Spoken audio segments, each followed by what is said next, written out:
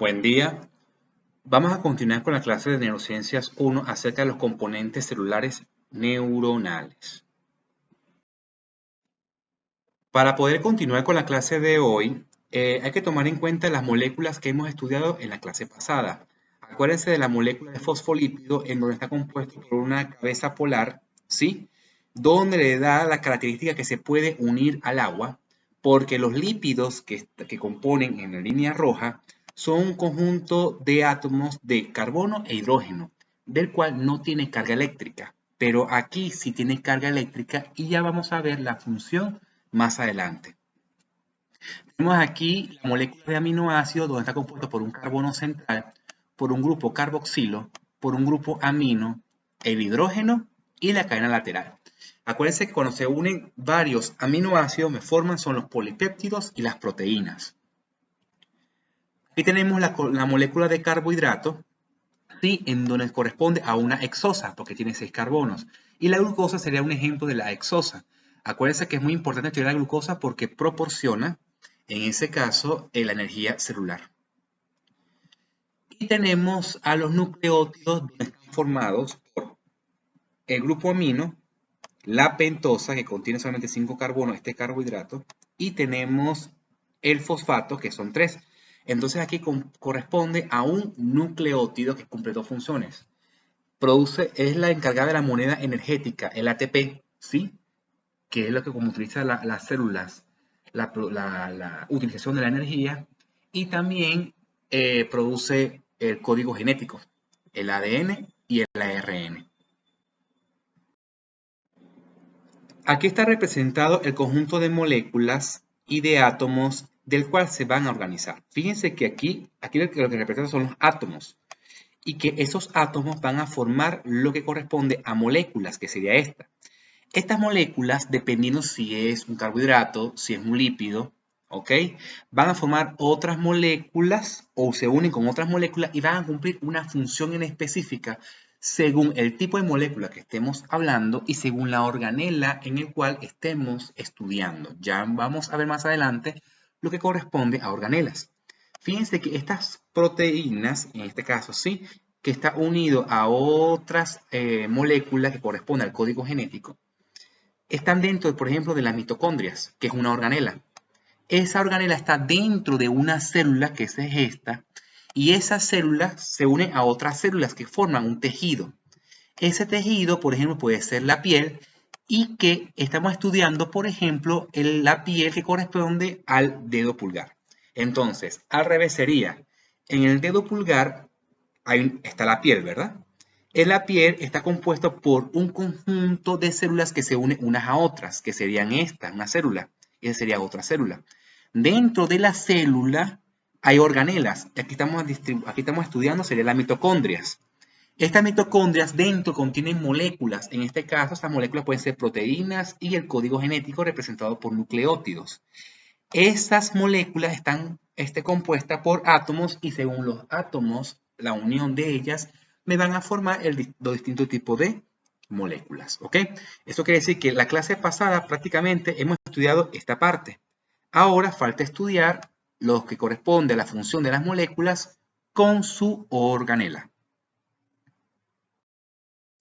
Entonces, esto es lo que representa a la célula.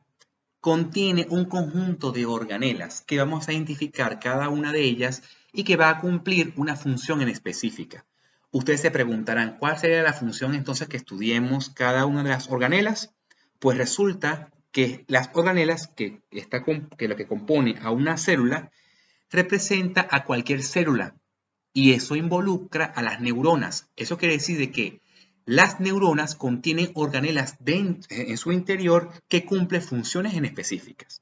Entonces, lo que está delimitada la célula corresponde a la membrana plasmática, ¿ok?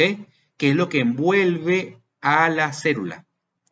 Dentro de la membrana plasmática divide el líquido en dos compartimientos. Un líquido intracelular porque está por dentro de la membrana plasmática, que sería todo lo que está aquí, ¿ok? Y el líquido extracelular porque está por fuera de la célula. Extra significa fuera. Eso quiere decir que lo que está dibujado aquí en azul representaría al líquido intracelular, ¿ok? Porque lo delimita la membrana plasmática. Entonces, vamos a identificar algunas organelas que se encuentran dentro de la célula. Primero tenemos al núcleo celular, que es este que se encuentra aquí, ¿ok? Luego, lo que se encuentra por fuera del núcleo celular corresponde a este sistema de túbulos, que corresponde al retículo endoplásmico, que se divide en dos, en retículo endoplásmico rugoso y en retículo endoplásmico liso. El retículo endoplásmico rugoso es lo que está cerca del núcleo, que sería más o menos como este. Y el liso, o el retículo endoplásmico liso, es lo que se aleja del núcleo celular. ¿Ok? ¿Por qué se llama rugoso y por qué se llama liso? Rugoso es porque están asociados a los ribosomas. Ya vamos a ver más adelante la función de los ribosomas. Aquí tenemos, por ejemplo, a las mitocondrias, ¿sí? Aquí tenemos a los lisosomas, que cumplen otra función en específica, y aquí tenemos al aparato de Golgi, ¿ok? Entonces, esas son las organelas principales que vamos a estudiar el día de hoy. Vamos a comenzar con la membrana plasmática. Resulta que la membrana plasmática es como digamos la barrera o lo que delimita a la célula. Y es tanto así que fíjense que lo que está representado en gris sería la membrana plasmática y fíjense que las pelotitas que están dibujadas aquí de color azul y de color gris están por fuera de la célula, eso quiere decir que se encuentran en el líquido extracelular, en relación a las pelotitas rojas y verdes que están en el líquido intracelular. Eso quiere decir que estas pelotitas de diferentes colores no pueden atravesar la membrana plasmática.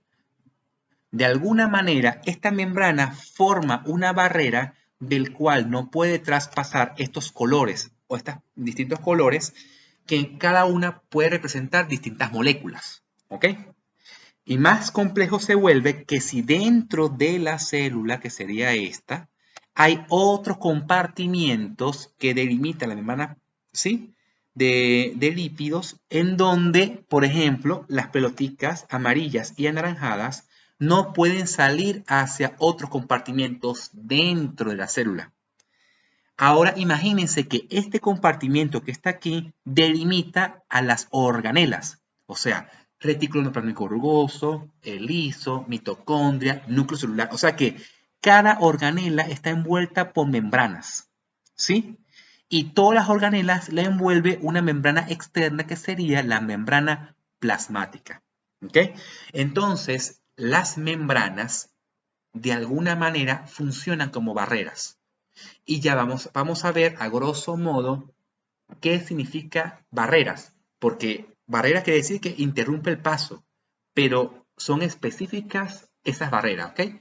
Para ciertas moléculas que vamos a ver más adelante.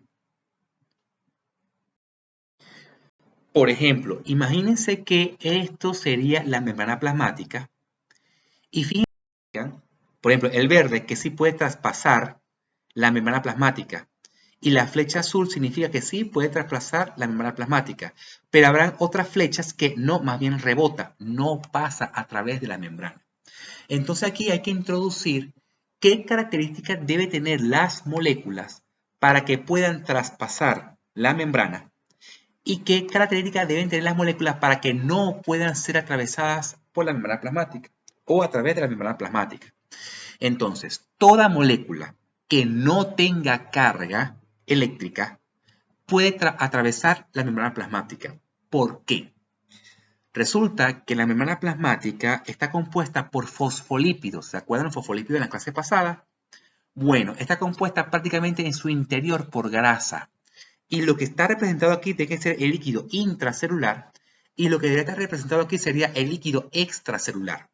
Eso quiere decir que estas moléculas, para llegar del líquido extracelular y atravesar y llegar al líquido intracelular, deben de cumplir cierta característica. Una de ellas es que no tenga carga eléctrica. ¿Se acuerdan el ejemplo que le coloqué del agua y el aceite? No se puede mezclar, ¿verdad? ¿Por qué? Porque el fosfolípido, o sea, el lípido como tal, no contiene carga eléctrica, ¿sí? Y el agua es un dipolo, tiene un polo positivo y un polo negativo, o sea, tienen cargas. Por esa razón, el agua y el aceite no se pueden mezclar. La única manera de que el aceite se pueda mezclar es con otras moléculas que no tengan cargas. Resulta que aquí están representados los gases. Por ejemplo, el oxígeno, respiramos.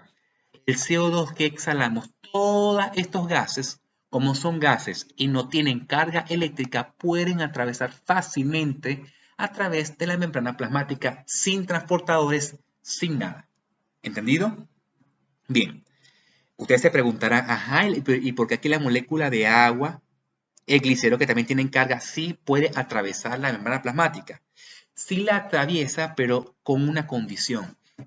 Y es que esa membrana plasmática debe tener un poro, o sea, un poro, ¿sí? Digamos que un orificio. Por ese orificio sí puede atravesar el agua, el glicerol y el etanol, por ese orificio, ¿ok? Porque ese orificio no tendría el fosfolípido y puede atravesar fácilmente la membrana. Si ese orificio no existiera, entonces no puede atravesar estas moléculas a través de la membrana plasmática. Ese orificio, por ejemplo, está compuesto por proteínas.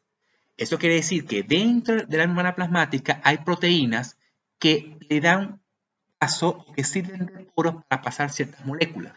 O sea que hay una proteína que da función de poro o de abertura para que pase solamente el agua. Y habrán otras aberturas donde pasará el glicerol y el etanol. ¿Por qué estas moléculas no pueden atravesar la membrana plasmática? Porque resulta que tiene varias características. Una, tienen carga eléctrica, ¿ok? Y segundo, son moléculas más grandes. O sea, entre la molécula sea más grande, no puede atravesar la membrana plasmática. Mientras la molécula sea más pequeña, entonces sí puede atravesar la membrana plasmática.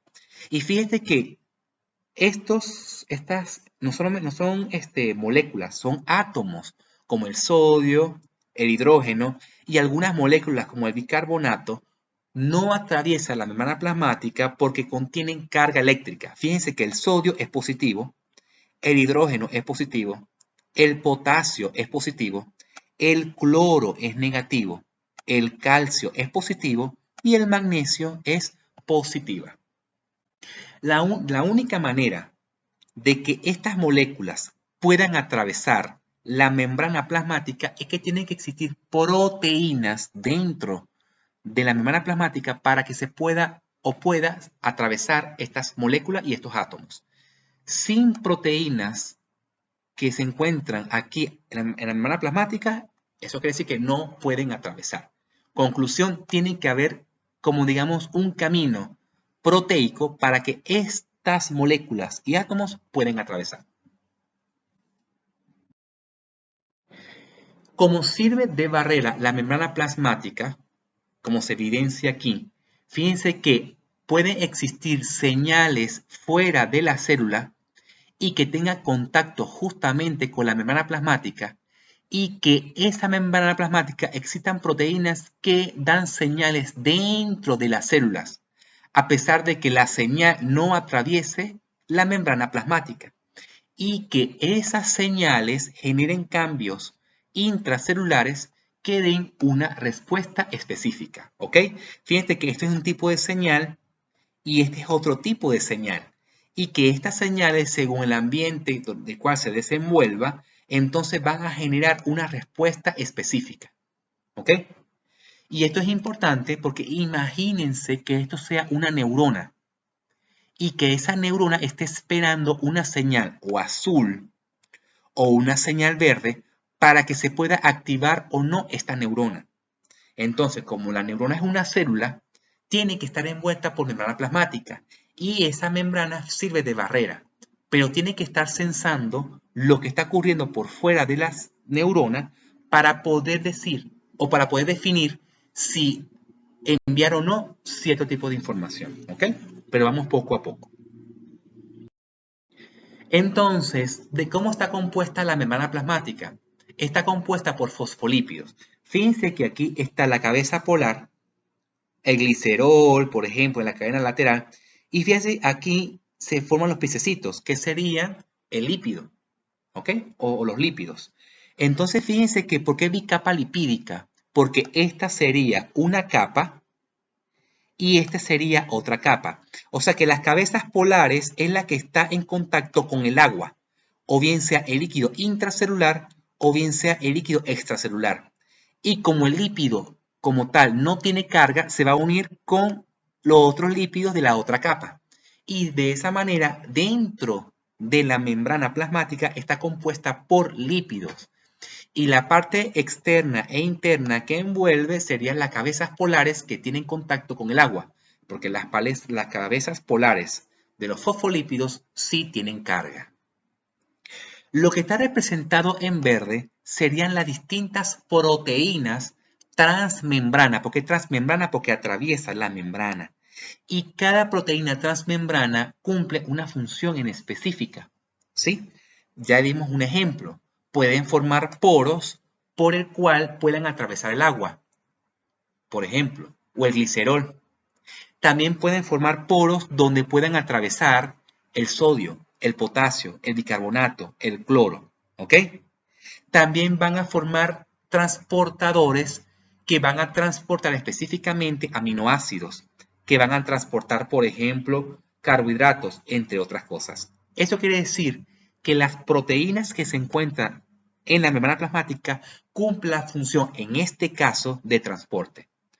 Por esa razón es importante la primera clase, porque si al entender que existen distintos tipos de moléculas con ciertas características, podemos ya introducir que, por ejemplo, la membrana plasmática está compuesta por fosfolípidos, que ya saben que es un fosfolípido, y que dentro de esta membrana contiene proteínas transmembranas. Ya saben lo que es una proteína transmembrana y ya saben por qué existen proteínas transmembranas, para poder atravesar ciertas moléculas que no lo podrían atravesar per se en la membrana donde contengan fosfolípidos, ¿sí? Forman como poros. Esta sería la membrana plasmática, ¿ok? Entonces ya voy a introducir la función de las distintas proteínas de transmembrana. O sea, que transmembrana es porque atraviesa la membrana plasmática completamente. Entonces vamos a clasificar las funciones de las proteínas transmembranas. Tenemos las de tipo transportadoras, las de tipo anclaje, las de tipo receptoras y las de tipo enzimática. Lo que he mencionado, ¿se acuerdan de la diapositiva anterior que atraviesa, por ejemplo, el agua y el sodio? Serían las de tipo transportadoras, porque me va a transportar, por ejemplo, sodio, el potasio, los aminoácidos, etc. Las de tipo anclaje es porque, imagínense que este sería el líquido extracelular y aquí sería el líquido intracelular. O sea, de que esa célula se va a anclar y no va a poder movilizarse hacia otro sitio porque está anclada. ¿Sí? Esta membrana plasmática está anclada a un sitio específico, en una organela o un órgano específico, y en el líquido intracelular, que está anclada a otras moléculas que le podrían darle forma a la célula. Ya veremos más adelante que las neuronas se encuentran en el cerebro, por ejemplo, o en el sistema nervioso central, es porque están ancladas, ¿sí? En su posición específica. Y que las neuronas tienen formas específicas. Vamos a ver más adelante que hay neuronas que tienen forma de pera, son las piriformes. Hay neuronas que tienen formas estrelladas. Hay neuronas que tienen forma granular. Hay neuronas que tienen forma piramidal y es porque están ancladas a otras proteínas dentro de la célula. ¿Ok? Hay otras proteínas que son receptoras. ¿Por qué receptoras? Porque esta recibe una señal que sería la pelotica aquí roja y que esto hace de que configure esta proteína transmembrana y den señales dentro de la célula. ¿Sí? ¿Se acuerdan de la diapositiva anterior donde habían señales azules y verdes? ¿Sí?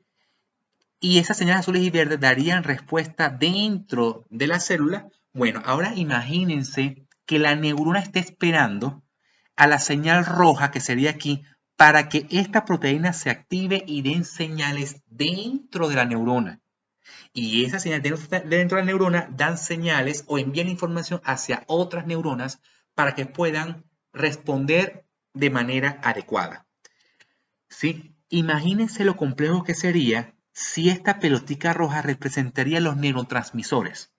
Por ejemplo, dopamina, serotonina, acetilcolina, y que estos neurotransmisores lleguen a estas proteínas transmembrana de tipo receptora y me den la señal dentro de la neurona según el tipo del neurotransmisor.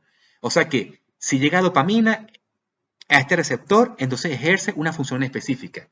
Si llega serotonina, entonces da una función específica. Si es dopamina, entonces el centro del placer, el neurotransmisor del placer. Si es oxitocina, entonces el neurotransmisor del bienestar. ¿Sí? Por ejemplo, si es serotonina, entonces sería el neurotransmisor de la felicidad, porque eso es lo que genera la respuesta neuronal. Por esa razón, vamos a ir poco a poco introduciendo, ¿sí?, los conocimientos de lo más básico hasta lo más complejo desde el punto de vista de las funciones de la neurona a nivel cerebral. Porque nuestro objeto de estudio es la mente y la mente se aloja en el cerebro.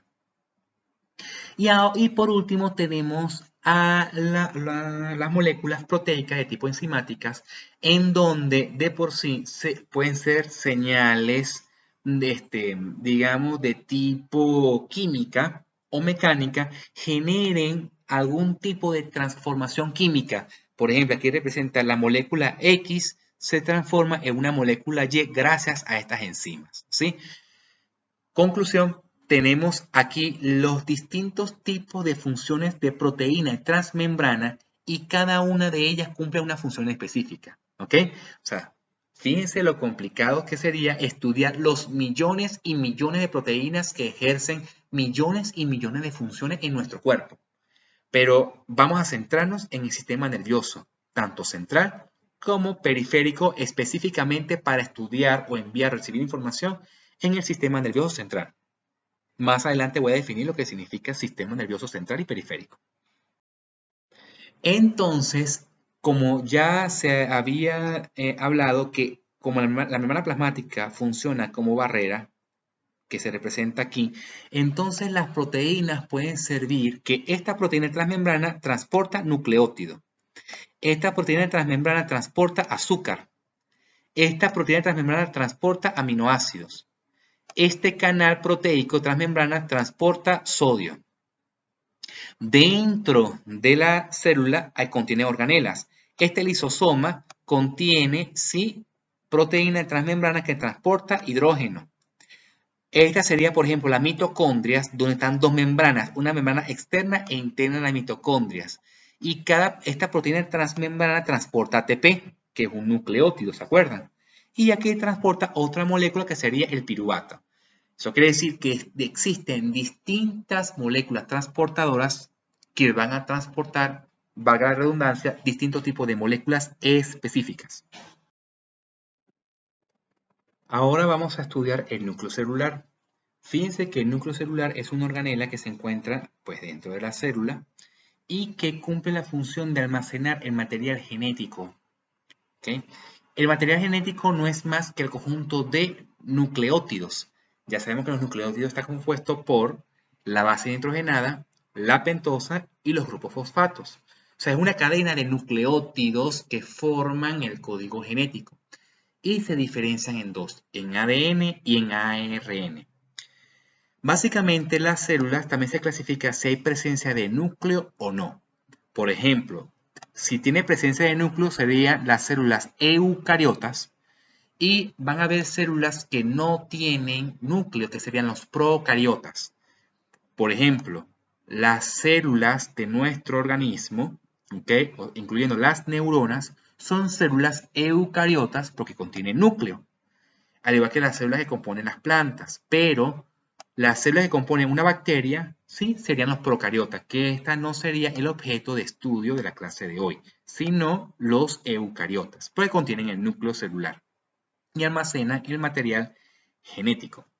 Fíjense que alrededor del núcleo se encuentra el retículo endoplásmico rugoso, y si ustedes se dan cuenta, a estas pelotitas azules que están alrededor del retículo endoplásmico rugoso son unas estructuras proteicas que se llaman ribosomas. Ya vamos a ver más adelante la relación del ribosoma en relación al material genético.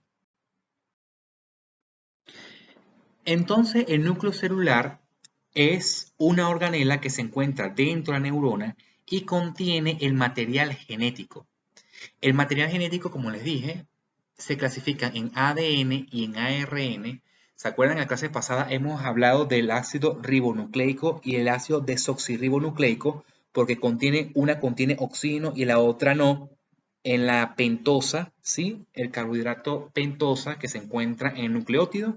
Bueno, el ADN es lo que está confinado dentro del núcleo y el ARN puede estar o dentro del núcleo o fuera del núcleo. Ya vamos a ver más adelante la diferencia entre ADN y el ARN. Hay que tomar en cuenta que la estructura del ADN es una doble cadena de nucleótidos. Fíjense que aquí tenemos un nucleótido, ¿verdad? Aquí tenemos otro nucleótido, tenemos otro nucleótido y tenemos otro nucleótido. ¿Sí? Y fíjense que aquí color azul, aquí tenemos uno, aquí tenemos otro, aquí tenemos otro y aquí tenemos otro, ¿ok? Fíjense que está representado con doble cadena, cuya parte externa de la cadena está compuesta por fosfato y la pentosa, como se muestra aquí, ¿sí? Y fíjense que lo que está dentro representa a las bases nitrogenadas, y es purina que se une con la pirimidina, los que tienen dos anillos cíclicos en relación con un anillo cíclico, ¿ok? Que eso hemos hablado en la clase pasada. O sea, de que la doble cadena se une es a través de las bases nitrogenadas. Eso quiere decir de que esta cadena se puede interferir en su comunicación si de alguna manera se interrumpe la comunicación o la conexión entre estas dos bases nitrogenadas. Eso quiere decir de que si yo separo aquí, serían dos cadenas, la cadena azul y la cadena roja, que se uniría a través de las bases nitrogenadas, ¿ok? Y ellas forman lo que representa el alfa hélice. Fíjense que esta es la cadena roja, ¿verdad? Que sería esta. Y esta representa la cadena azul, que sería esta. Y dentro, lo que está representado en amarillo serían las bases nitrogenadas. Lo que está representado en rojo y en azul sería el grupo fosfato o los grupos fosfatos y la pentosa. Así se estructura el ADN, el adenosín, el ácido desoxirribonucleico, disculpen. ¿Ok? Aquí se evidencia la doble cadena de ADN que se unen a través de sus bases nitrogenadas. Recuerda que la parte externa está compuesta por fosfato y por pentosa y la parte interna está compuesta por la base nitrogenada. Resulta que la única manera de leer el código genético es separar la doble cadena de ADN. ¿Por qué? Porque la secuencia de base nitrogenada se encuentra en la parte interna, ¿sí? Cuando se unen.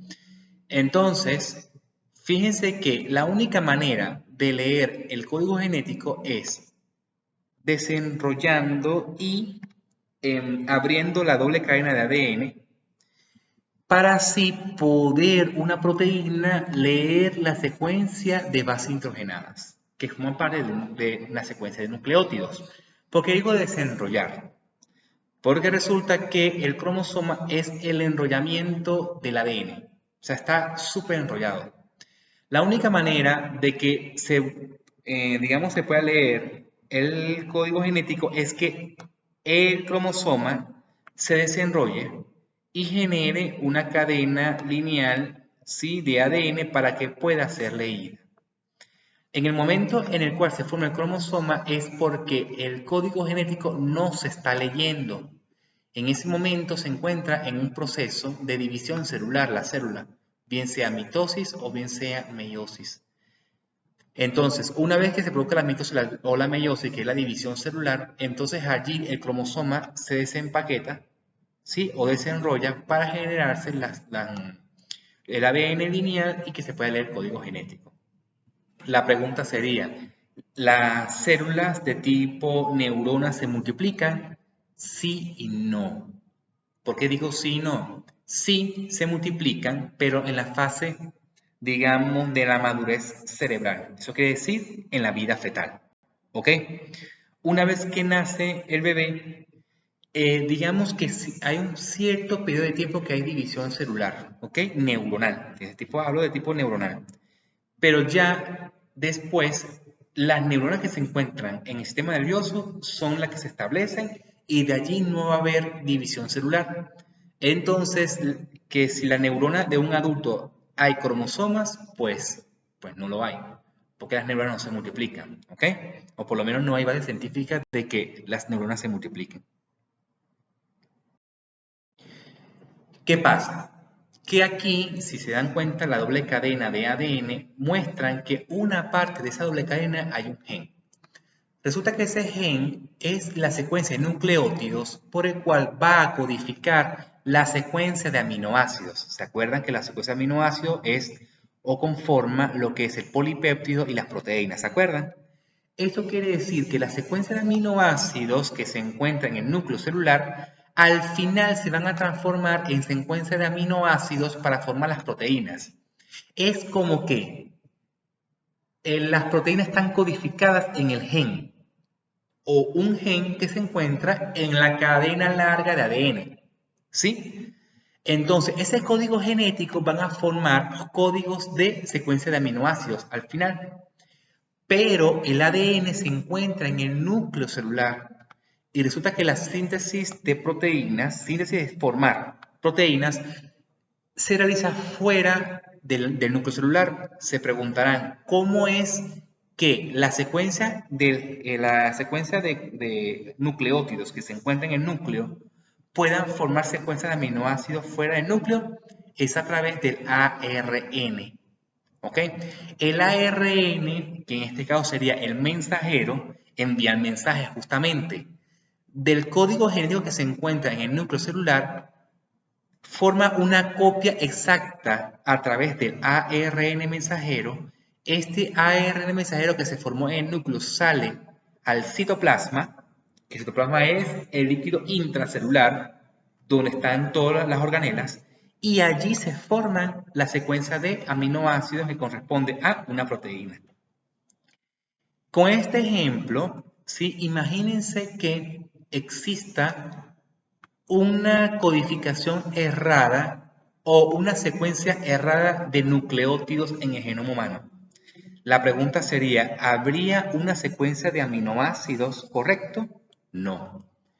Y ustedes se dan cuenta en la diapositiva y clases pasadas la función o las funciones de algunas proteínas. ¿Se acuerdan de la proteína transmembrana?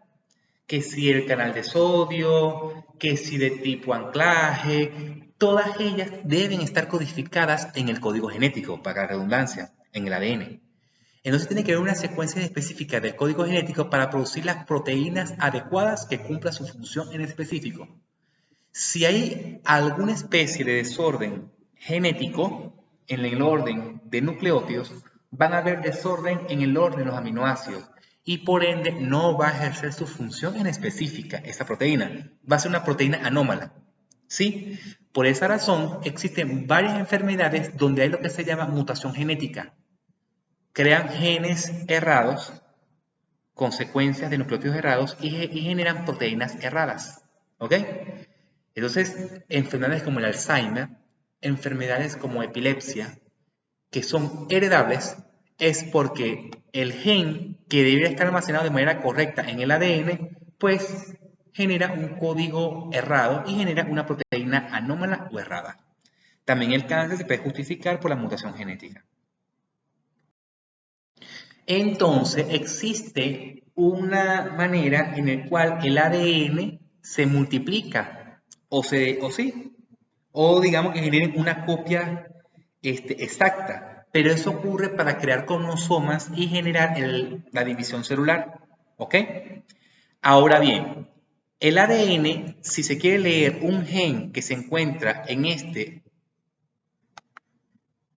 si se quiere leer un gen que se encuentra en el ADN, para transformarse en ARN mensajero, entonces ocurre un proceso que se llama transcripción. Transcripción, como se me lo dice, es transcribir, es copiar. ¿Ok? Una copia del ADN al ARN. O sea, la secuencia de nucleótidos con sus bases nitrogenadas genera una copia exacta. La diferencia entre el ADN y el ARN, aparte de que uno tiene citosina y el otro tiene uracilo, es que la doble cadena que se genera y que se forma el ADN no lo tiene el ARN. El ARN solamente forma una sola cadena. ¿Ok? Cuando se forma el ARN mensajero que contiene la información del genoma o del gen que se encuentra en el ARN mensajero, sale del núcleo al citoplasma. Y existe unas proteínas que son los ribosomas que lee la secuencia de nucleótidos del ARN mensajero y comienza a secuestrar aminoácidos y van a formar la cadena de aminoácidos para que al final formen las proteínas. El proceso por el cual el código que genera el ARN mensajero que se forma o se transforma en digamos, secuencias de aminoácidos que producen las proteínas se llama traducción, de traducir. Por ejemplo, yo voy a traducir del inglés al español. Bueno, voy a traducir la secuencia de nucleótidos a secuencias de proteínas. Entonces, fíjense que aquí se encuentra la célula completa. Lo que está en rosado sería el citoplasma, que es el líquido intracelular. Digamos lo que está en blanco sería el líquido extracelular. Y fíjense que aquí tenemos el código genético a través o está conformado por el ADN. Ese ADN doble cadena se separa para leer la secuencia de nucleótidos a través de la base nitrogenada. Me forma el ARN mensajero. Ese ARN mensajero, que es donde se contiene la información del gen que se encuentra en el ADN, sufre un proceso que se llama splicing o corte y empalme. Aquí no me voy a detener. Simplemente este ARN mensajero que se encuentra en el núcleo sale del núcleo celular, ¿ok? Y esto lo que está en rojo sería el ARN mensajero. Lo que está aquí alrededor, lo que está en gris, sería los ribosomas que me está leyendo esta secuencia de nucleótidos. Y me va a formar esa secuencia de nucleótidos en secuencia de aminoácidos, que es lo que está representado de las pelotitas de color verde, ¿ok? Que al final me forman la proteína. O sea que estas proteínas que están conformadas por secuencias de aminoácidos, en principio están codificadas en el núcleo celular a través del ADN, ¿ok? ¿Existe otro tipo de ARN? Sí, está el ARN transferencia que se une al que se encuentra dentro del ribosoma, pero aquí no me voy a detener. Simplemente con que sepan que hay un proceso de traducción en el cual la secuencia de nucleótidos van a transformar en secuencia de aminoácidos es suficiente. Entonces, fíjense que esta es la secuencia lineal de ADN doble cadena y ellas se enrollan, ¿ok? Lo que está en amarillo se llaman histonas. Estas histonas lo que hacen es enrollar al ADN. Entonces, el conjunto de histonas me forma un super enrollamiento que al final me produce más enrollamiento o empaquetamiento, más enrollamiento y me forma parte de un cromosoma. Les dije que la única manera de que se forme el cromosoma es que haya división celular, o bien sea por mitosis o bien sea por meiosis. Pero fíjense que este fragmento del cromosoma me va a formar o contiene el código genético a través del ADN. Entonces, la única manera de que se forme el cromosoma es mediante la división celular. En ese momento, cuando hay división celular y me forma el cromosoma, el núcleo celular desaparece. Porque en ese momento, cuando se divida la célula en dos, entonces me van a formar un nuevo núcleo celular, ¿ok? Que contiene la copia exacta del ADN de la célula madre y de la célula hija. O sea, genera un clon. Ahora vamos a hablar acerca de las mitocondrias. La mitocondria es la organela celular que me produce ATP. Acuérdense que el ATP es el adenosín trifosfato y es la que me va a formar la moneda energética. ¿Okay? Básicamente las mitocondrias me va a consumir oxígeno y carbohidratos para formar dióxido de carbono y ATP. Fíjense que aquí tenemos una representación de una célula, ¿sí? De color rosado.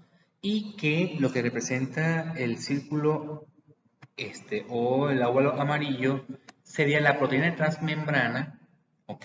Y esa sería la membrana plasmática, que transporta la glucosa. La glucosa entra del líquido extracelular al líquido intracelular, dentro de la célula. Esta glucosa, que es una hexosa, vimos en la clase pasada lo que significa un carbohidrato y que la glucosa contiene 6 carbonos, ella produce un proceso que se llama glicólisis. Glicólisis viene de lisis, de romper, de degradar. Esta glucosa, que es adquirida en el alimento, llega de alguna manera a la célula, dentro de la célula, a través del torrente sanguíneo, etc. ¿Ok?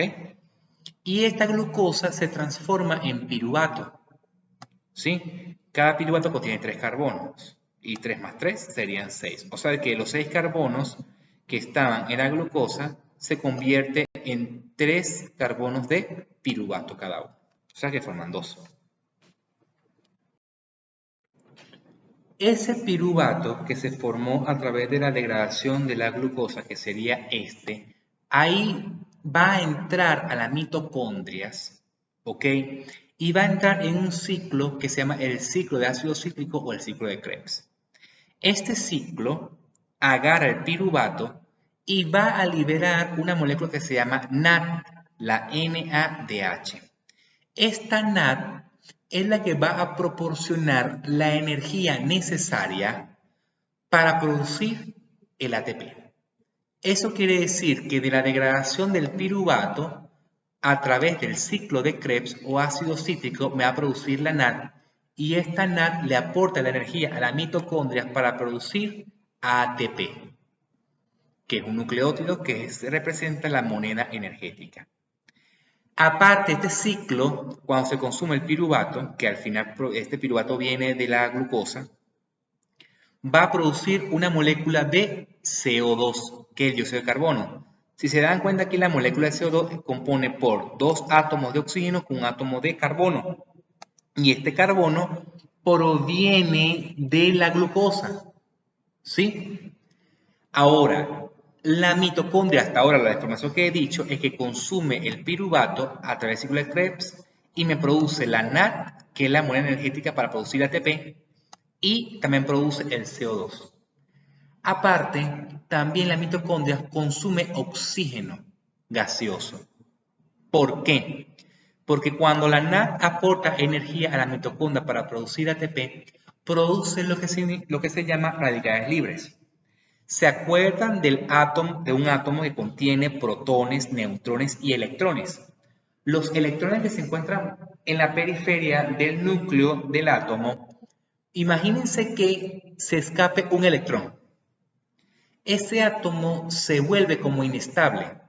Claro, porque le falta un electrón porque se escapó de alguna manera de las órbitas del átomo. Entonces, ese electrón libre, si no lo capta algo o un sistema protector de la célula, ese electrón se va a añadir a otro átomo y lo va a desestabilizar. Y eso hace que cuando un átomo se desestabilice, genere desestabilización de toda la molécula completa y esta molécula a otras moléculas y al final genera muerte de la célula. ¿Ok? Entonces, ¿quién capta los radicales libres para que no produzca ese proceso engorroso de muerte celular? Unas moléculas que se llaman antioxidantes. Entonces, cuando ustedes escuchen de antioxidante es porque reduce los radicales libres. Y los radicales libres son electrones que se escapan de sus órbitas de átomos. Entonces lo que hace es secuestrar ese electrón y evitar de que la célula se muera. ¿Ok? Por esa razón, aquí hago entre paréntesis, existen antioxidantes que protegen a la neurona. No que tome vitamina C, no que tome ciertos alimentos que son antioxidantes, claro, porque al disminuir la cantidad de electrones libres, entonces allí evitaríamos la muerte neuronal, de alguna manera. ¿Ok? Porque naturalmente en la mitocondria producen electrones libres o se escapan electrones como radicales libres porque el proceso del ciclo de Krebs, la producción de NAD, y ese NAD produce energía para producir, valga la redundancia, el ATP, genera radicales libres. ¿Quién capta ese electrón? El oxígeno. Entonces el oxígeno como que de alguna manera actúa como un antioxidante, pero si el oxígeno no se transforma en otra molécula, ese oxígeno se vuelve también radical libre y comienza a destruir a las otras moléculas. Ese oxígeno se transforma en agua. ¿Se acuerdan que el agua está formada por un oxígeno y dos hidrógenos? Bueno, cuando ese oxígeno agarra ese electrón, que es radical libre, tiene que, a juro, atrapar dos hidrógenos para transformarse en agua y se vuelva una molécula estable. ¿Ok? Entonces, al final, las mitocondrias me consume la glucosa en forma de piruvato y ciclo de Krebs. Me consume el oxígeno para que al final produzca el CO2 o el dióxido de carbono y la energía importante que es el ATP. ¿Ok? Por esa razón nosotros inhalamos a nivel pulmonar oxígeno y exhalamos, ¿verdad?, hacia el ambiente CO2 o dióxido de carbono. O sea que al final estamos exhalando el dióxido de carbono que una vez fue alimento y fue ingerido a través del alimento. Y de esta manera una célula o una neurona, que es el objeto de nuestro estudio, produce energía. Solamente quiero que vean aquí que este es el ciclo de Krebs, que se encuentra en las mitocondrias y que me van a formar ciertas moléculas que son importantes para el estudio de la comunicación entre una neurona y otra.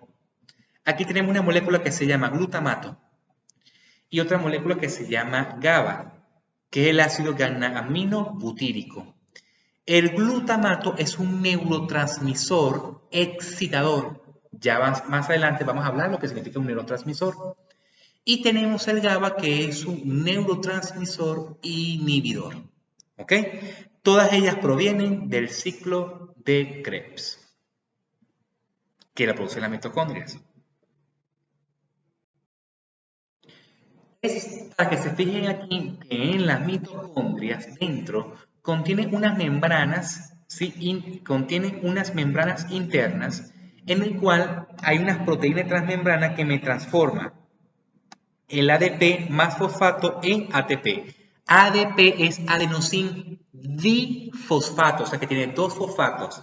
Para transformarse se pegue a otro fosfato y me genera el adenosín trifosfato, que son tres fosfatos.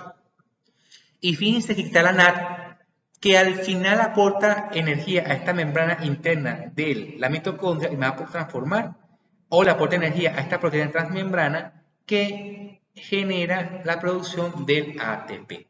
Este ATP obviamente tiene que salir de las mitocondrias para que genere energía a cualquier parte de la célula. Ya sabemos cómo se produce el CO2 a nivel de las mitocondrias. Fíjense que ese CO2, por ser gas, ella puede llegar a la sangre fácilmente, ¿ok? Eso quiere decir de que dentro de la célula, donde se encuentra la mitocondria, cuando produce el CO2, ella puede llegar al vaso sanguíneo, a la sangre, y de la sangre llegar a los pulmones para ser exhalado. Pero este CO2 se une con el agua, ¿ok?, en la sangre y me forma bicarbonato e hidrogeniones al final. ¿Sí? Eso quiere decir de que, en primer lugar, el CO2 puede modificar el pH sanguíneo, que es la cantidad de hidrogeniones o de hidrógeno protonado, ¿sí?, que se encuentra en un líquido, en este caso la sangre. Y puede también cambiar el pH en el órgano del cual se produzca el CO2, y eso incluye el sistema nervioso.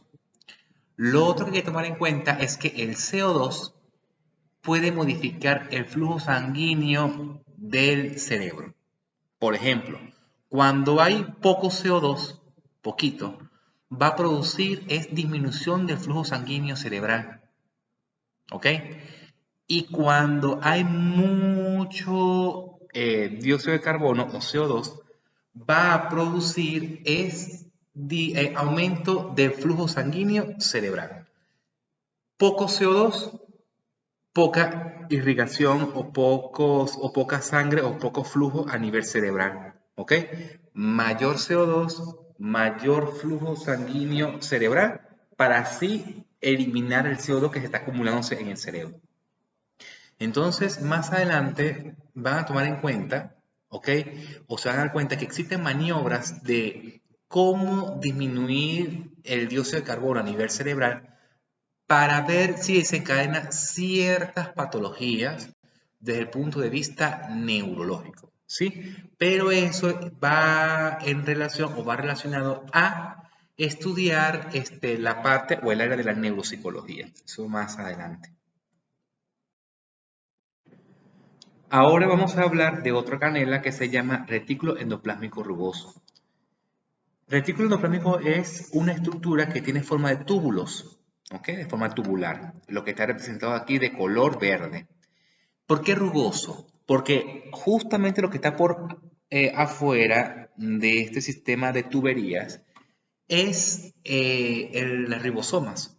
¿Se acuerdan de los ribosomas que hemos estudiado para la síntesis de proteína o la producción de proteína a través de la secuencia de aminoácidos, a través del ARN mensajero? Bueno, una vez que se genere esa secuencia de aminoácidos, ellas van a entrar dentro del retículo endoplasmático rugoso. ¿Para qué? Para que se le agreguen o le corten ciertos aminoácidos en la parte final, para agregarle ciertos carbohidratos y así darle la funcionalidad correcta a la proteína. ¿Ok? O sea, la proteína una vez creada tiene que plegarse, pero tiene que plegarse de manera correcta, agregar algunos carbohidratos para darle la función específica y correcta a dicha proteína. ¿Ok? Eso ocurre dentro del retículo endoplásmico rugoso. Después del retículo endoplásmico rugoso, pasa al retículo endoplásmico liso. ¿Por qué liso? Porque justamente en esa parte del retículo endoplásmico no hay ribosomas. Sigue modificándose esa proteína recién sintetizada, ¿sí? Gracias a los ribosomas y que llegaron en primer lugar al retículo endoplásmico rugoso. Pero el retículo endoplásmico liso cumple otra función, que es almacenar calcio. Ya vamos a ver más adelante la función del calcio en la neurona, ¿ok? Una vez que la proteína ya haya cambiado, ¿sí? Su conformación dentro del retículo endoplasmático rugoso en primer lugar y luego el liso, va a pasar a otra organela que es esta, que sería el aparato de Golgi. El aparato de Golgi cumple la misma función de retículo endoplasmático rugoso y liso. Siguen modificándose esas proteínas, siguen, digamos, perfeccionando más su función, ¿sí? Agregándole más carbohidratos, quitándole otros, ¿ok? A través de este sistema de cisternas o de tubos, ¿ok? Hasta que vaya a ser almacenado en forma de una vesícula. Una vesícula es como una esfera hueca y que dentro contiene esas proteínas. ¿Para qué? Para que al final estas, como todos estos son membranas plasmáticas, prácticamente, ¿verdad? Porque todas las orgánicas tienen membrana plasmática, estas o queden dentro de la membrana plasmática de la célula y forman una proteína transmembrana, por ejemplo, canal de sodio o que transporte glucosa, ¿sí? O vaya a salir de la célula. Eso quiere decir de que pasa del líquido intracelular al líquido extracelular para cumplir otras funciones, ¿ok? Entonces, fíjense el proceso por el cual comienza desde el código genético hasta que esa proteína o esté en la membrana plasmática o en las membranas de cualquier organela o pueden ser, digamos, sacadas de la célula. ¿Sí? Dicho así a grosso modo. ¿Ok? Pasa por un proceso de modificación en el retículo endoplasmático rugoso, el liso y el aparato de Golgi. Ahora vamos a hablar de otras proteínas que cumplen otras funciones específicas. Como les digo, existen muchísimas proteínas con muchísimas funciones. Entonces vamos a hablar de otras proteínas que generan, digamos, la forma de la célula. Por ejemplo, esta célula tiene forma cilíndrica, ¿sí? Y eso es gracias a una proteína que forma lo que se llama el citoesqueleto. Cito viene del prefijo célula. Esqueleto viene el sufijo de darle forma a la célula. Entonces existen tres tipos de citoesqueletos. Tenemos los filamentos intermedios, tenemos los microtúbulos y tenemos los filamentos de actina. ¿Ok? Fíjate que los filamentos intermedios están en toda la parte interna de la célula. ¿Ok? Rodea el núcleo y se encuentra en todo el espacio de la célula. Los microtúbulos parten como de una polaridad del núcleo celular y de ahí parten como si fueran piececitos alrededor de este punto inicial. ¿Ok? Son otras proteínas que se llaman microtúbulos. Y existen los filamentos de actina que está justamente en la parte interna de la membrana plasmática de la célula. Sí, justamente está alrededor. Fíjense que esta proteína tiene esta conformación tubular, o sea, partes pequeñas de proteínas se unen a otras partes pequeñas de otras proteínas y esta forma de tubo. Sí, este tiene otra forma como si fuera doble cadena, helicoidal, y ya tiene como una especie de túbulo o de tubos, pero más grandes. Entonces, cada una de ellas cumple una función en específica, ¿ok? Por ejemplo, cuando estudiamos la neurona tiene diferentes formas, ¿sí? Hay algunos tienen forma de pera, otros tienen forma, por ejemplo, de estrella, otros tienen forma, digamos, de esfera, y todo eso es gracias a los citoesqueletos, ¿sí? Ahora bien, otra función que vamos a ver más adelante con respecto a los microtúbulos, aparte de darle forma a la célula, es transportar sustancias dentro de la neurona, desde el núcleo celular hacia otro sitio de la célula, ¿sí? Que en este caso sería la neurona. ¿Ok? Sirve como si fueran carreteras, donde transportan cosas. Puede inclusive transportar neurotransmisores, pero eso lo vamos a hablar más adelante. ¿Ok? Y los filamentos de actina también sirven no solamente para darle forma a la célula, sino que también existen otras proteínas fuera de la célula y sirve como de sostén, como que esta célula pertenece al cerebro, por ejemplo. Esta célula le pertenece a la médula espinal, esta célula le pertenece al hígado. Entonces cada uno tiene como un sitio de fijación en su órgano correspondiente.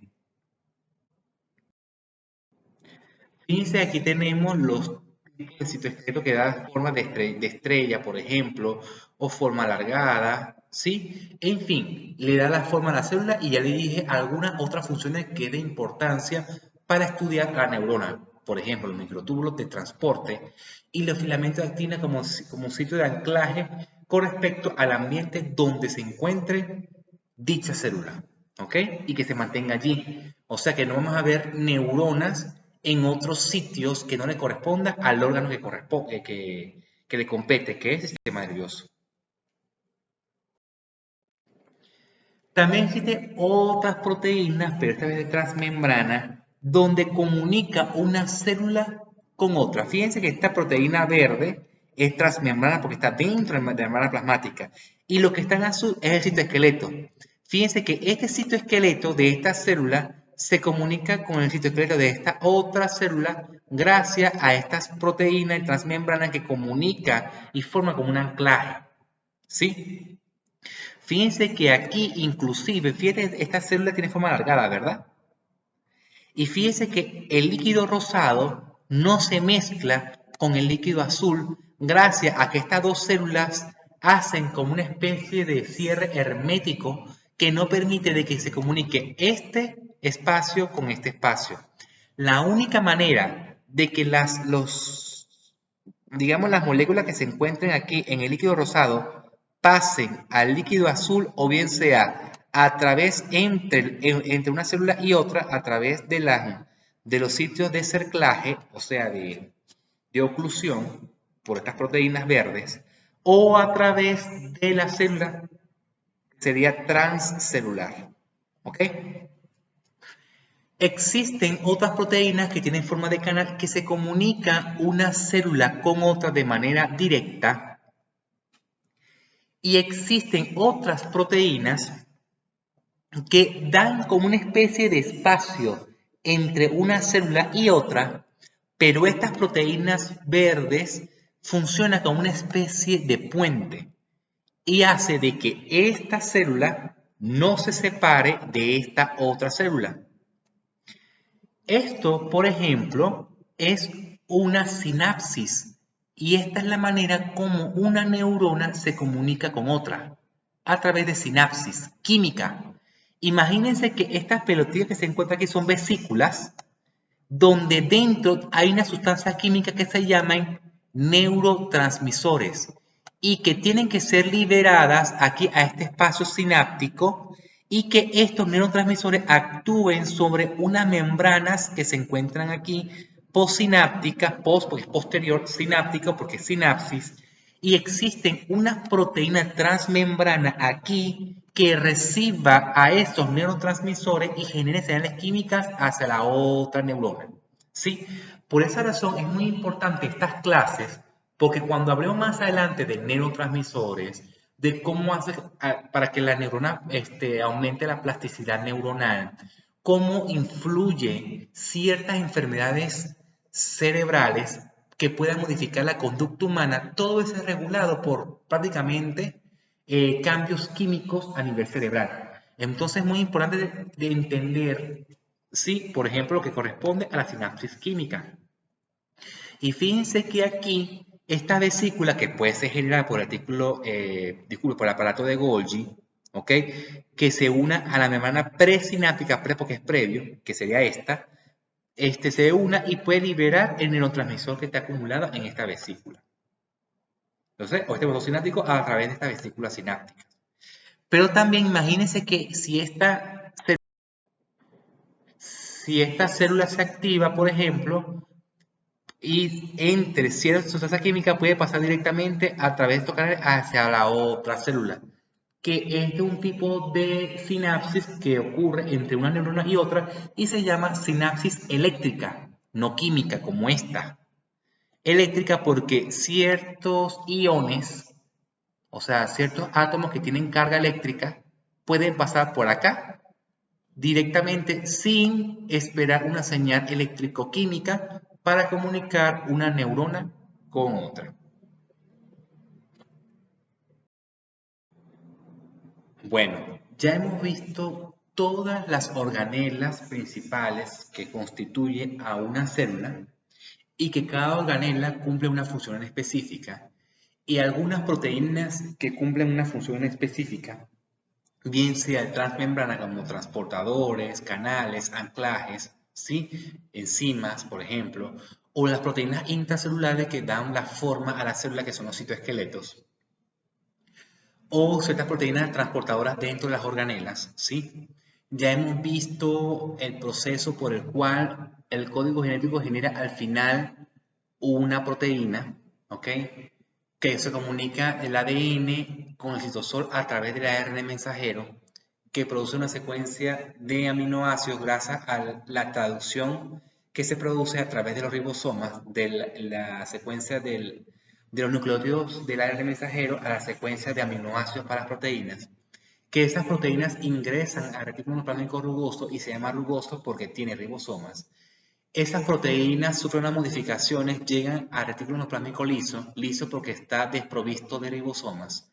Esa proteína se traslada hacia el aparato de Golgi, producen otras transformaciones en las proteínas, le agregan carbohidratos, le quitan algunos aminoácidos para que ejerzan la función correcta, ¿sí? Y luego estas proteínas o se quedan como transmembrana en la célula, que cumple una función específica, lo que hemos mencionado anteriormente, o sea, digamos, traspasa del líquido intracelular al extracelular y vaya a la sangre, o se queda allí mismo en la célula por fuera, o estas proteínas van hacia otras organelas a cumplir otras funciones, ¿sí? Hablamos de la mitocondria, que es la que produce el ATP, ¿ok?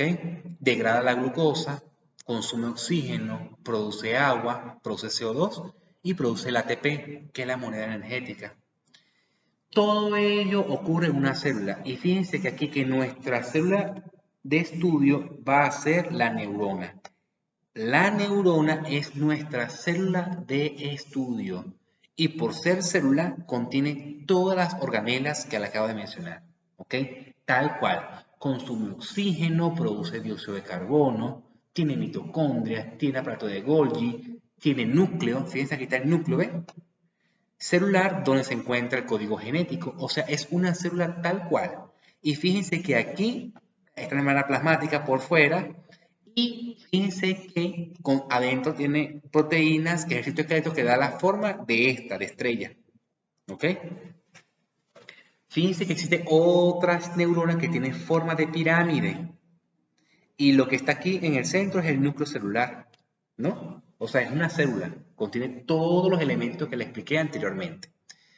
¿Qué pasa? Que la célula tiene partes, o la célula que corresponde a la neurona tiene partes, que es básico, que tienen que saberlo ustedes para estudiar de aquí en adelante todos los procesos, digamos, electroquímicos y conductuales, ¿sí? Que corresponde al sistema nervioso central, específicamente el encéfalo, que es nuestro objeto de estudio. Fíjense que aquí tenemos a lo que corresponde al cuerpo neuronal o el soma neuronal. En el cuerpo zona contiene o se encuentra el núcleo celular. Lo que está alrededor del soma, que es lo que está dibujado aquí, representa a las dendritas, ¿ok? Que es la continuación del soma. Lo que está aquí sería el cono de arranque o segmento inicial. Y la única fibra que está alargada, que ustedes ven aquí, se llama axón. O sea que una neurona contiene un soma, varias dendritas y un único axón que llega acá. Y aquí lo que está aquí sería los botones sinápticos o axónicos, que serían estos. ¿Ok? Lo que está en azul afuera se llama vaina de mielina. ¿Ok? Eso sería como un corte donde se puede ver la parte interna que sería el axón, que es la continuación del soma, y lo que está envolviendo por fuera sería la vaina de mielina.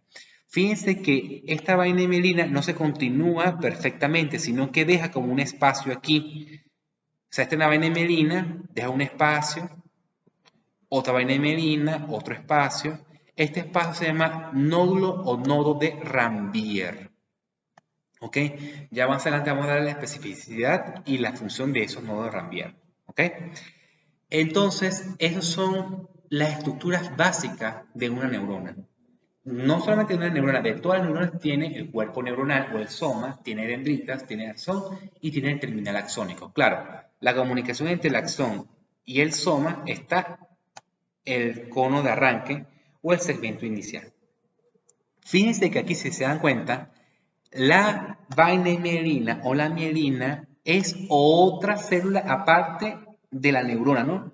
Que hace es envolver al axón. ¿Ok?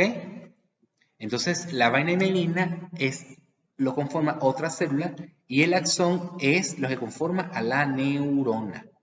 ¿Sí? Ya vamos a ver más adelante la función de la vaina mielina. Aquí hay otras estructuras como el cuerpo de Nissen, por ejemplo, que son unas proteínas que se encuentran dentro de la célula que no los quiero enredar en esa parte, ¿sí? Y fíjense aquí que habla de sinapsis. Ya hemos hablado de la sinapsis, ¿verdad? Tenemos la eléctrica y la química, cuando hablamos de las proteínas transmembranas que comunican una célula con otra. Entonces, aquí está representada una sinapsis química, o sea, que dependen de la liberación de neurotransmisores para que esta célula, que es otra neurona, active a esta otra neurona. ¿Ok? Fíjense que aquí tenemos otra representación, pero aquí hay una información extra. Aquí tenemos el cuerpo neuronal, tenemos las dendritas, tenemos el segmento inicial que es el cono de arranque o cono axónico, y aquí tenemos el axón y tenemos la placa terminal o tenemos también los botones axónicos. Fíjense que aquí hay unas flechas que me dibujan una dirección que va de las dendritas al cuerpo neuronal, segmento inicial o cono de arranque, va hacia el axón y luego termina en el botón axónico, ¿verdad? Esta es la manera por la cual viaja la información a través de la neurona. Va de las dendritas, cuerpo neuronal, cono de arranque, axón y termina la información en esta célula a través del botón axónico. Imagínense que en vez de esta estructura sea otra neurona. Entonces esta otra neurona, ¿dónde está aquí? Serían las dendritas y el cuerpo neuronal. O sea que la sinapsis ocurre entre el terminal axónico con las dendritas y el cuerpo neuronal de otra neurona. ¿Sí? O sea de que aquí, en esto que está representado en negrito, es otro axón de otra neurona que hace sinapsis con la dendrita de esta neurona. Esto que está en negro aquí, esto que está en negro aquí son axones de otras neuronas que hacen sinapsis química en la dendrita y el cuerpo neuronal de esta neurona. ¿Ok? Igual ocurre aquí. Fíjense que aquí tenemos el cuerpo neuronal, las dendritas, el axón y llega, por ejemplo, a este músculo. Fíjense que aquí esta es una neurona con su dendrita, está el axón y se comunica con esta otra neurona, con su cuerpo neuronal y sus dendritas. Y comunica el axón con otra estructura, por ejemplo, este músculo liso. Fíjense que aquí está representado en la porción, o sea, dividen desde el punto de vista funcional cómo se transmite la información. Que está la porción receptora, la porción conductora y la porción efectora. Receptora, cuerpo neuronal y dendritas. La conductora está el axón y la porción efectora, la porción terminal del axón y que se comunica mediante la sinapsis química a otra neurona. Aquí está representado con un corte transversal de un axón y fíjense cómo esta célula envuelve al axón, que sería esto que está amarillo aquí. Fíjense que da como vuelta, ¿ves? Aquí están representadas las flechitas. Obviamente, como esta es una célula, tiene su núcleo celular, tiene su núcleo celular que sería este. Y fíjense que ella va a envolver a este axón de esta manera circular. ¿Ok? Y genera como una especie de barrera de este axón que está aquí hacia el líquido extracelular que se encuentra acá. O sea que si este axón quiere adquirir algo de líquido extracelular que está fuera de la célula, tiene que atravesar todas estas capas para llegar aquí. Eso quiere decir que la vaina y mielina actúan como una especie de aislante. Y fíjense lo que está aquí.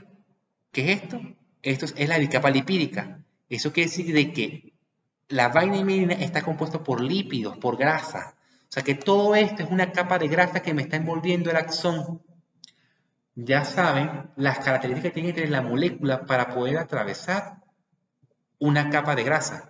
No debe tener carga eléctrica, debe ser liposoluble, por ejemplo. O sea, liposoluble quiere decir que sea soluble en lípidos, o sea, que tenga afinidad con los lípidos, ¿ok? Tiene que ser moléculas pequeñas, etc. Por esa razón, la vaina y mielina actúa como un aislante, pero ¿se acuerdan que entre una vaina y mielina y otra existe como una especie de nodo, que no es Rambier? El nodo de Rambier es el sitio donde no hay vaina y mielina.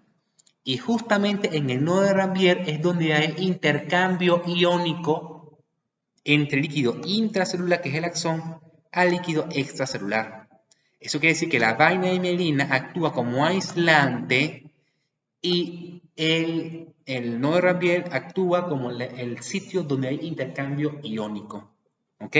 Porque la vaina y mielina está clasificado aquí en esta diapositiva. ¿Ok? ¿Qué pasa? Que las células que envuelve en el sistema nervioso periférico no es la misma la que envuelve al sistema nervioso central. Son distintos.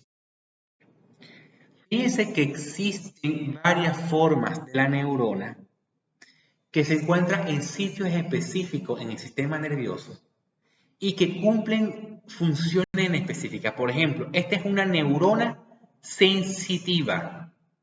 ¿Verdad? Este es el cuerpo neuronal con su núcleo. Y fíjense que hay dos prolongaciones axónicas. Y justamente aquí en los extremos están las dendritas de un lado. Y este corresponde al terminal axónico, que son las neuronas pseudo unipolar o pseudo monopolar. Pseudo significa falso. Pareciera que es un único polo donde se encuentra aquí las dendritas y el axón. En realidad todo esto es el axón, lo que está aquí sería la dendrita y aquí los terminales axónicos. Por supuesto, fíjense lo que está representado aquí en la flecha, ¿no? La dirección donde viaja la información a través de estas neuronas. Tenemos las neuronas bipolares porque tenemos dos polos. Un polo donde está el axón y otro polo donde están las dendritas, ¿ok? Tenemos otras neuronas que se llaman de integración. Tenemos las células piramidales. ¿Por qué? Porque tienen forma de pirámide. Estas son las dendritas y este es el único axón en la base de la pirámide. Tenemos las interneuronas que tienen forma, sí, esféricas, que son pequeñas. Y tenemos unas neuronas que son piriformes. Piriforme que tiene forma de pera. Aquí tenemos un penacho donde da como arborización de las dendritas y aquí tenemos el único axón. Por ejemplo, las células piramidales se encuentran en el cerebro. Las células de Purkinje se encuentran en el cerebelo. El cerebro cumple funciones específicas y el cerebelo cumple otras funciones específicas. Los nervios periféricos reciben información sensitiva, por ejemplo, el dolor, tacto fino, tacto grueso, vibración, todos ellos recogen información a través de la neurona pseudomonopolar. En la retina en el ojo se encuentran las neuronas bipolares, ¿sí? Que cumplen la función de transmitir la vía visual. Todas ellas las vamos a ver en su órgano correspondiente, ¿sí? Es para que sepan que existen diferentes formas de las células neuronales que cumplen funciones diferentes. Aquí tenemos, ¿sí? Las formas celulares, tenemos las células piriformes, las estrelladas, las pseudomonopolares, las células piramidales, las células estrelladas, que es la célula estrellada sería la motoneurona alfa, es la que da la inervación de la médula espinal hacia el músculo, por ejemplo, ¿sí? Como les digo, cada segmento del sistema nervioso, cuando veamos cada uno de ellos, vamos a especificar cada neurona en específico. Ese conjunto de nervios, ¿sí? No es un único nervio, sino que hay varios nervios que se unen unos con otros. Fíjate que sería un axón, este sería otro axón, este sería otro axón, que está envuelto por la vaina himerina, ¿ok? Que sería este, ¿verdad? O sea que el conjunto de axones me van a formar el nervio como tal, periférico. Fíjense que tenemos una neurona donde está el axón y la vaina himerina. El conjunto de axones me van a formar, sí, el nervio como tal, periférico. ¿Ok? Por ejemplo, aquí tenemos un segmento de la médula espinal donde se encuentra, aquí lo que está representado en puntico sería el cuerpo neuronal de la neurona pseudomonopolar, que cumple la función de enviar la información sensitiva desde la piel hacia la médula espinal o motora, va de la médula espinal hacia el músculo, por ejemplo, ¿sí?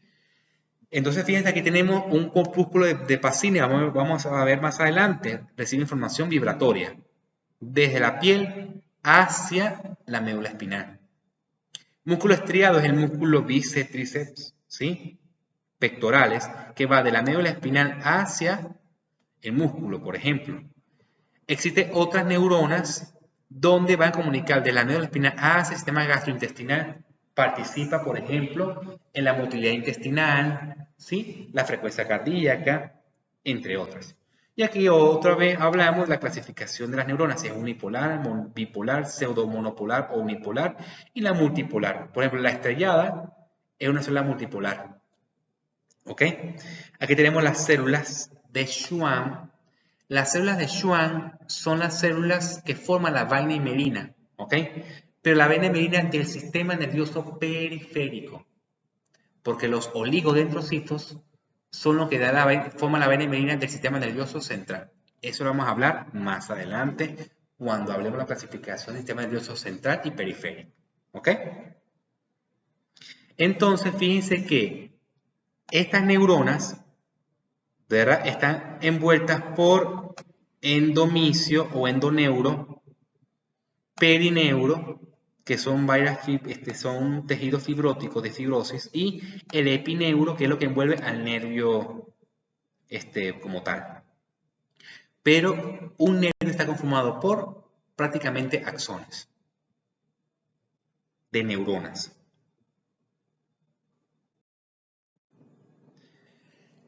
¿Existen solamente neuronas en el sistema nervioso? No. Las neuronas tienen que estar acompañadas de otras células, del cual cumplen funciones diferentes a la neurona. Tenemos las células de sostén, ¿por qué se llama sostén? Porque sostiene, ¿verdad?, a la neurona. Tenemos los astrocitos, ¿verdad? Los astrocitos participan en la regulación de la sinapsis química de la neurona. Aparte, los astrocitos participan también en la regulación y regeneración neuronal, pero también participa en la destrucción de la neurona.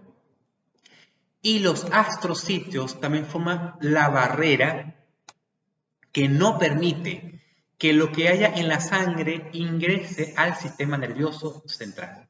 ¿Ok? Este es un vaso sanguíneo, por ejemplo, ¿ok?, donde no tiene sangre.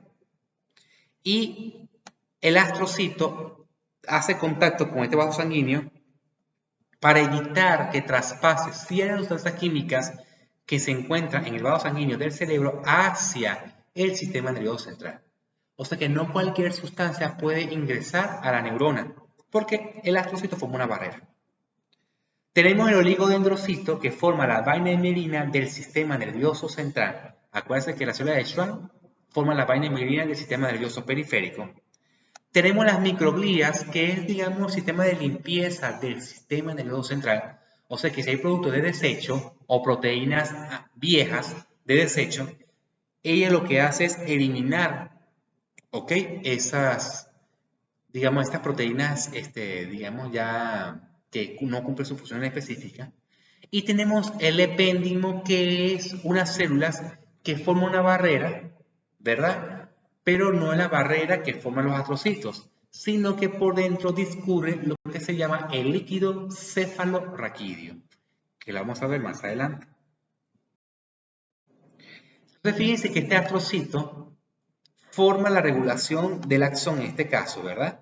Lo que está en azul sería la vaina mielina, y lo que está en rosado forma parte de los astrocitos, que es otra célula, porque fíjate que aquí se encuentra el núcleo celular.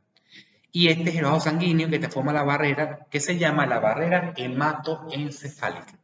¿Okay? Hemato viene de sangre, encefálica porque es del encéfalo. Entonces, fíjense que este es el cerebro humano, y si hacemos un corte del cerebro y lo vemos en el microscopio, fíjense que vemos toda esta estructura que tenemos a la neurona con su cuerpo neuronal, el axón y sus dendritas. Tenemos los astrocitos, que, digamos, regula al axón o a la neurona como tal, y forma la barrera, lo que corresponde a la barrera hematoencefálica. ¿Ok? Tenemos aquí otros astrocitos. Tenemos el epéndimo, las células ependimales que están aquí, que aquí estaría el líquido cefalorraquídeo. Tenemos los oligodendrocitos, que forman la vaina mielina del sistema nervioso central, porque el cerebro forma parte del sistema nervioso central. Y tenemos una estructura que envuelve al cerebro, que son las meninges. Las meninges son hojas que envuelven al cerebro por la parte externa, y son 3 hojas. Tenemos la dura madre, dura porque su hoja es gruesa. Tenemos el aracnoides y tenemos la pía madre. La pía madre es la más fina y la que envuelve el cerebro. La dura madre es la parte más externa y es más gruesa. ¿Ok? Pero fíjense que esto es lo que hay dentro. Sí, por ejemplo, en este caso sería de la corteza cerebral. La corteza tiene la parte externa, ¿okay?, del cerebro. Y aquí tenemos el vaso sanguíneo, donde discurren sustancias químicas importantes para la regulación de la función, en este caso sería cerebral. Entonces aquí representa el conjunto de neuronas que se organizan en una área del cerebro. Fíjense que aquí hay diferentes formas celulares distribuidas en una forma en específico. Por ejemplo, en la capa 5 tiene forma piramidal, ¿sí? En la capa 4 tiene forma granular. Entonces, esta distribución hace que cumpla una función en específica en el cerebro y que deben de dominar, ¿sí? Las funciones de una célula. ¿Qué organela se encuentra dentro de la célula? En este caso sería la neurona, para poder entender los procesos electroquímicos que justifica la conducta humana. ¿Ok? Va a llegar un momento que ustedes van a entender qué significa estas capas, pero lo importante aquí es, a este nivel, saber que existen formas celulares que se distribuyen en forma específica y que cumplen una función en específica. Por ejemplo, yo sé que estamos hablando aquí de la sustancia gris del cerebro. ¿Ok? Una parte. Entonces, para ir culminando, repasar y recordar cómo envía la información en la neurona. Desde las dendritas y cuerpo neuronal, pasa por el axón y hace sinapsis o transmite su información a través de una sinapsis química. Aquí hacia el músculo, por ejemplo. Y aquí sería de una neurona a otra, hasta llegar al sitio donde debe de recibir la información. ¿Ok? Y el sistema se vuelve complejo porque no solamente existe una neurona, sino un conjunto de neuronas que hace un conjunto de funciones específicas. Imagínense que tiene una neurona A, un circuito neuronal del lado B, un circuito neuronal del lado C y aquí hay una neurona final. Entonces, dependiendo de la información que llega aquí y el conjunto de información que se maneja en este circuito neuronal, al final va a depender de la intensidad de la información o del estímulo de esta neurona final. Fíjense que aquí hay un conjunto de X y otra una flecha, es porque hay algunas señales en el cual inhibe la función de alguna manera o inhibe el envío de información de unas neuronas, mientras que se activa la información o se envía la información de otras neuronas, que eso ya veremos más adelante y poco a poco. Bueno, esto es lo que corresponde a la clase de hoy de los componentes de una neurona. Les recomiendo que repasen estos temas para estar al día y así poder abordar de manera adecuada los siguientes temas.